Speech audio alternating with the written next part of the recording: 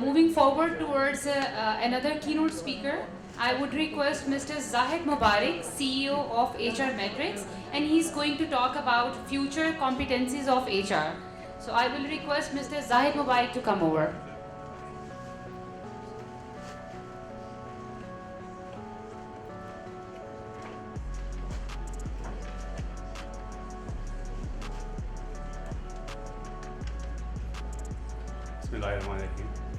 I hope I'm audible at the end. Okay, so thank you, Omar, for pumping in a lot of energy. अच्छा, normally जब technology की बात होती है तो there are a lot of thoughts which come from the speakers, and sometimes there's a scare, there's a fear which is developed. कई लोग ये भी कहते हैं कि आप redundant हो जाएंगे, ये कुछ हो जाएगा. तो once upon a time somebody asked a pilot, अभी तो autopilot आ गया, there are a lot of instruments are there, a lot of technology. So would you still need pilots? They go, yes, pilots are needed. Because somebody has to look outside the window also, right? So in any case, human would be required. So it's an interesting conversation going on.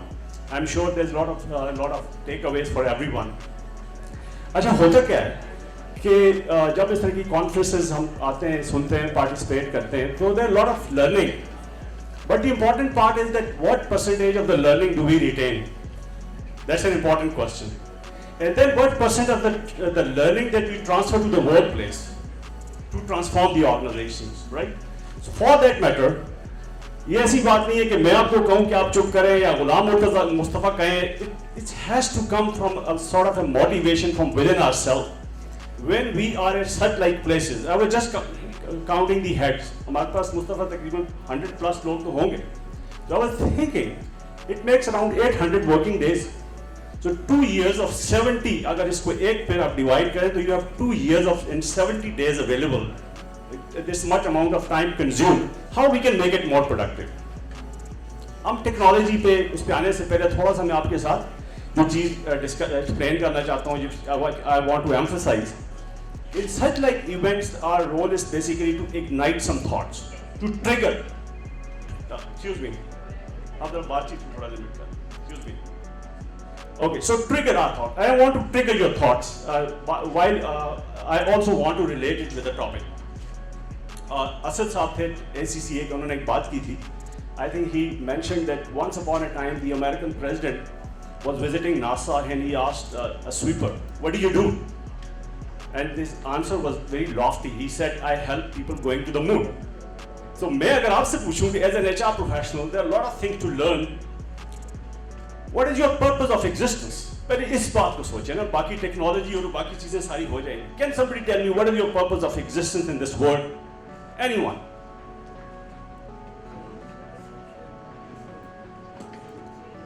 Change. Okay. Perfect. Anybody else? Being useful. अगर जो आप दोनों बात करें तो मैं से कहूँ to contribute toward this world, to make this place a better place to live for everyone. I know some of us may think that it's a lip service. It's not a lip service. We all struggle. सारे हम काम करते हैं, अपनी families के लिए करते हैं, अपने employees के लिए करते हैं. We have an obligation to grow ourselves and the organization, which is reciprocal. ठीक है? अभी जब जिस technology conference में बैठे हुए हैं, we need to relate ourselves. What is our purpose of existence and how can it really help us to grow? ठीक है? टेक्नोलॉजी हम क्यों सीखते हैं? मैं आपके साथ एक चीज़ मैंने खुद सीखी थी, मैं अपने ऊपर इम्प्लीमेंट करता हूँ, आपके साथ भी करना चाहता हूँ. So I learned somewhere that you ask 5 why, you get to the core of the problem, and when you get to the core of the problem, you are able to relate with yourself. Technology हम क्यों सीखते हैं? Because why? You need to be proficient in this area to advance your organization, to advance your career. ऐसे ही है कि नहीं है? ठीक है? अच्छा, उसके अंदर क्या कुछ है? I would come to it later on. Now the question is, technology management, where you are able to improve the effectiveness of the human capital management to grow your organization, to transform your organization, is one of the competencies. It's a single competency. Do we know how many competencies are there in the HR currently? मैं पाकिस्तान की बात नहीं कर रहा. Pakistan is one of the country. I'm talking about the global competency model, which has been developed by an organization which is the world largest HR association, which is called SHRM. Please don't call it SHRM. It's not SHRM. It's SHRM. Society for Human Resource Management, having presence in 180 countries, more than 306,000 members, they have developed a model which is called the SHRM Body of Applied Skills and Knowledge. How many of you are aware of that competency framework? Please raise your hand. Okay, 1, 2, 3, 4, 5. Interesting. 5 लोग. अब आप ये देखें, ये अगर question मैं finance में किसी से करूं, फाइनेंस में कि आपका फ्रेमवर्क क्या है? So I'm sure 99% of the people would tell us that we follow the IFRS, International Financial Reporting Standard. That's a consistent way of doing things. अगर आप किसी डॉक्टर से ये चीज पूछें कि आप ये ब्लड प्रेशर ऐसे क्यों मेजर करते हैं, you ask 10 doctors, 10 people are going to give you one consistent answer. But if you ask 10 HR people about a single HR aspect, 10 people are going to give you a 10 different answers. And that is why these standards are being developed. So HR competency standards has a competency which is called the technology management. All of you, I circulated a handout from that standard. I'm sure you would find on your table. Can you relate it with yourself? Can you have a look into it? आपके पास पड़ा होगा, ये paper होगा छोटा सा, इसको जरा देखें, ठीक है? अच्छा, अब क्या है कि जब आप competency की बात करें, I know there's a lot of talk about the AI and lot of stuff. It has got a very defined mechanism of what all the technology management constitutes. आप इसको उठा के देखें, it includes the body of the key concepts. And apart from the key concepts, the organization is not going to reward you for knowing the technology. The organization is going to reward you if you are going to grow the organization. So there are standards of delivery. Standards of the delivery differ. You require different standards at the operational level when you are dealing with the execution. You require different standards for the strategic level. आप इसको उठा के देखें, on the next page, one of the page you will find proficiency indicators. So if you are really determined to understand the technology, you should learn, acquire proficiency standards. For example, one of the standards is that as an operational professional, you should be able to execute the technologies, but as a strategic professional, you are not expected to execute, you are expected to contribute toward the procurement of a system which can really help the organization to grow. So there are operational and strategic indicators. अच्छा, अब आपने कहा कि technology है, उसके की concepts हैं, उसके प्रोफिशिएंसी इंडिकेटर्स हैं, बट मेरा आपसे क्वेश्चन है, अगर आप ड्राइविंग कर रहे हो, आपको ड्राइविंग आती हो और आपके पास लाइसेंस ना हो, would you call a valid driver? Yes or no? So when you have a competency, you need a third-party validation to say that this person has this competency, and the SHRM standards provide this validation framework. That is why it is applicable in 180 countries. There is a gaming, lot of gaming involved. Umar was talking about the gaming, but that gaming is not the your and my gaming. It's the gaming which has been developed by an organization which has done this experimentation over a period of 3 years with 32 nations, 32,000 professionals, 111 focus groups in 29 cities across the world. I myself participated in a conversation, a focus group discussion which took place in the Las Vegas.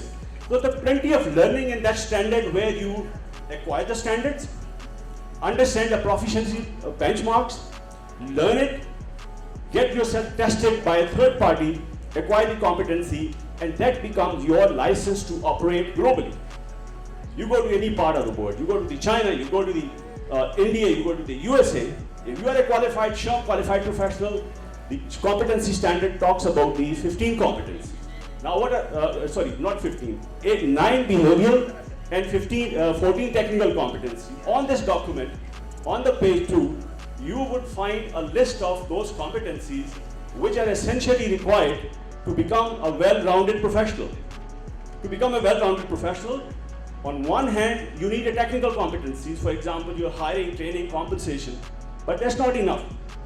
You need a critical evaluation, data analytics. You need leadership development. You need business acumen.